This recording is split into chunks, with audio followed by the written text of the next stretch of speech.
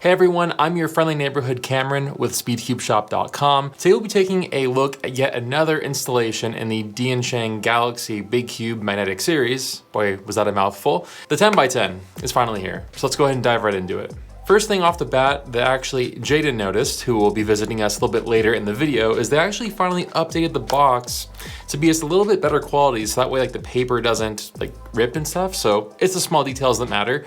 There is actually a way bigger box. This comes shipped inside, at least for the 8x8 and 9x9 that was the case. I presume it'll still be the case for this one. We just don't have it yet because this one is like an early production sample, but the cube itself is the final one. So looking at the cube itself, it is of course factory magnetized. We have the wider outer grip, which is a really cool feature because that allows for not only better grip, but also increased stability. We have something called a triple center design, which is supposed to give you a more balanced feel by detaching the center pieces. So you have like 3 of those little center squares distributed between the layers. We do get a choice of black and primary internals. Let's see which one DianSheng sent. Primary. Not my favorite choice, but I guess different preferences for different people. While we are looking at the internals, you can notice here that we actually have colored magnet capsules, which are a pretty cool feature. I'm seeing we have a yellow, we have a magenta in there, we have a green, we have a blue, and it just looks really cool. It's completely a display thing because obviously when you're solving, you're not gonna be like, oh wow, there's the layer with the red magnets, and stop your solve to examine that. So again, it's a cool little detail that DianSheng decided to add into their Galaxy series. Diving into the nitty gritty details, this guy weighs 342 grams and is 78.8 millimeters wide, which is honestly like a pretty perfect size as far as 10x10s go.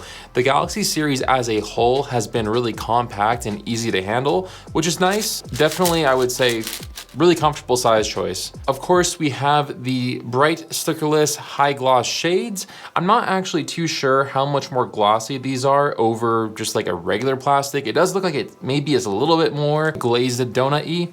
And you can actually see while you are kind of reflecting the gloss that it kind of like goes a little bit concave right here, which I think is partially for that improved grip that we were talking about with the outer layer design. So with all of that being said, this could be yours for $109.95. It's out right now at the link down below at SpeedCubeShop.com.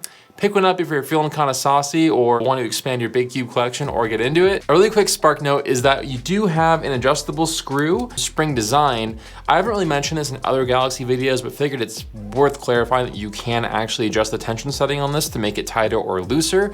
It's a pretty good setting out of the box, maybe a little bit loose, but I do feel like if you go really that much tighter, it's gonna hinder the performance a little bit. So I would probably suggest leaving it how it comes out of the box. The performance is pretty much the same as the 8x8 and 9x9, which means it's really good.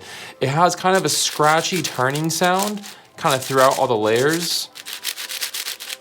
It's not too loud. It's probably got like a medium tone in terms of how, you know, loud it is. So I don't think your parents will be too mad if you're solving this one late at night, but it is a pretty good turning speed. I would say for a cube of this size, it's really important that you're not like having to put too much effort into the turns. Otherwise, you'll find yourself likely getting pretty exhausted. It's also really effortless to turn, which helps a lot with that exhaustion. I do recommend adding a lubricant like Stardust to a puzzle of this size. Reason being that Stardust is super lightweight and is gonna even speed up the layers even further and not give it any sort of drag like you might get with a little bit thicker lube like Galaxy or Nebula. The magnet strength is pretty consistent throughout all of the layers, with the innermost layer being slightly stronger than the rest, but it really isn't that noticeable, so it's not really that much to pay attention to. The pieces have this cool design on them. Pretty much it's like the new fad now with cubes, and every manufacturer has their own like version of it. I guess now I've heard like dragon scale, I've heard honeycomb. All that being said, I guess now we're at tortoise shell.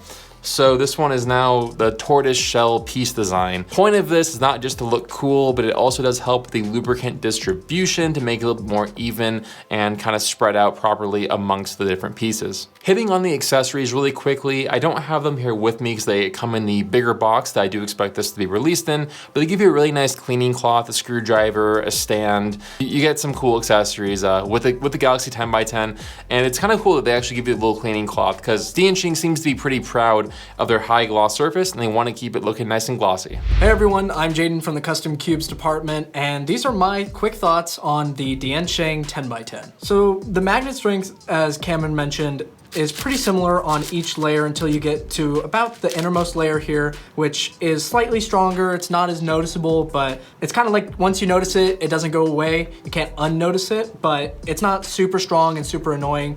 It's just slightly stronger, and I do wish maybe it was a little lighter, but really no complaints on this being a factory magnetized 10x10. I do enjoy it quite a bit. I also enjoyed the little kind of like concave edges here. It really adds to the grip of the cube, which helps for speed solving it. Honestly, you know, most 10x10s, you know, aren't used for speed solving, but I guess that's kind of the idea here with it being factory magnetized and, you know, so fast and stable out of the box, is that the idea is to make it a speed solvable cube. So I haven't pushed the cube to its limits because I don't quite want to do the cleanup on it, but it does seem pretty pop resistant. It seems like it's pretty stable and it doesn't seem like it flexes out too much. There's a couple of unalignments here and there while you're doing your solve, but nothing that a little bit of force, like a minimal amount of force, can just push back into place.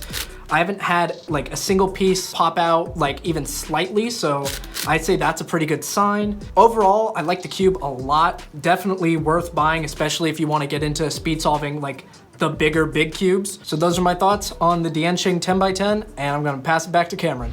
In closing, it's extremely impressive that DianSheng has actually kept their word and continued to expand their magnetic big cube series. I've heard they're gonna be going all the way up to the 13x13, and who knows, maybe they might go past that. It kind of begs the question, at what point is it gonna be too much? I guess that'll kind of be dictated by the price. I still think that for $110, give or take, this is a really solid pickup, and I mean, the amount of labor that must go into making this is astronomical.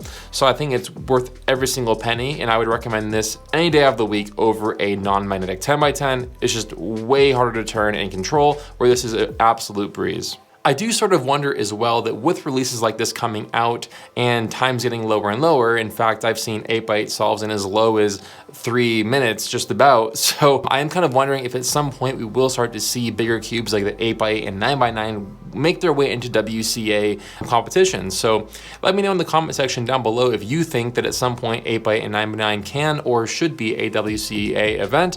I'm excited to continue the conversation down there. With that being said, that's it for me. Thank you so much for watching this video. I hope that you all enjoyed it. Again, if you want to pick up your own DianSheng Galaxy 10x10 magnetic, we have it available at the link down below. Be sure to grab one. If you enjoyed the video, slap a like on it, subscribe to the channel for more content, and I'll see you on the next video. Bye.